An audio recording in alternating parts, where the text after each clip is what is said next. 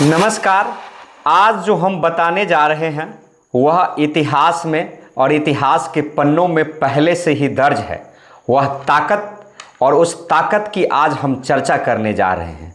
आप समझ सकते हैं हम जिस ताकत की बात कर रहे हैं उस ताकत से बड़े बड़े सल्तनत जो हैं बिखरते हुए दिखाई दे रहे हैं। जी हाँ, युवा।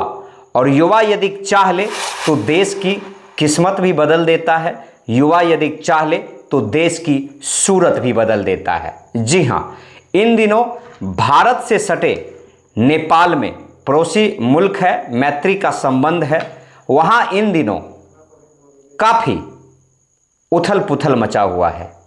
और मचा किस लिए है? तो नेपाल में जिस प्रकार की सरकारें 17 सालों में 15 बार सरकारें बदली और जिस प्रकार की सरकारें ने ऐलान किया, घोषणा किया। देखिए, नेपाल में सरकार ने एक बहुत बड़ी गलती कर ली और इस गलती को करने के लिए किसने कहा होगा, इस बात को आपको भी सोचना चाहिए। देखिए, दुनिया आज नए नए टेक्नोलॉजी और सोशल मीडिया से आगे बढ़ रहे हैं। हालांकि नेपाल में बहुत सारे लोगों को फेसबुक, यूट्यूब, तमाम सोशल साइट जो है वह रोजगार दिए हुए था, लेकिन सरकार ने एक फैसला लिया कि तमाम ऐप और तमाम सोशल साइट को बैन कर देंगे।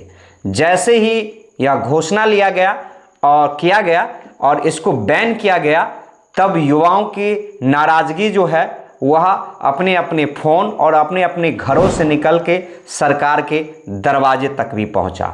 और ऐसी नाराज़गी आपने इससे पहले बांग्लादेश में देखा होगा कि शेख हसीना को अपना देश छोड़ना पड़ा था, अपनी जान बचाना पड़ा था और तब जाके वह उनकी जान बच पाई थी। आज उसी प्रकार नेपाल में इस दृश्य को दोहराता हुआ दिखाई दिया। देखिए, नेपाल में वर्तमान पीएम जो है किस प्रकार से जान बचा के चूहों की भांति और चूहों की तरह जिस प्रकार से वो भागे हैं, निश्चित तौर पे पूरा देश और दुनिया देख रहा है। और भगाया कौन? तो युवा की ताकत, युवा की सोच और युवा की शक्ति। जिस प्रकार से पूर्व पीएम की पत्नी की मृत्यु हो गई है, वह भी एक शोक से कम नहीं है।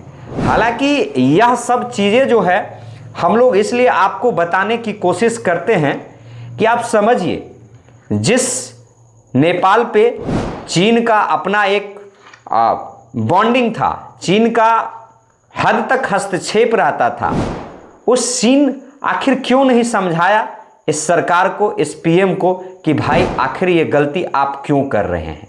क्या यह गलती जानबूझ के किया गया है? क्या इस साजिश को जो है देश में और नेपाल कैसे आर्थिक स्थिति में कमज़ोर हो और फिर हमसे कर्ज ले, क्या इस प्रकार से इसको झोंका गया है? सोचने की बात है।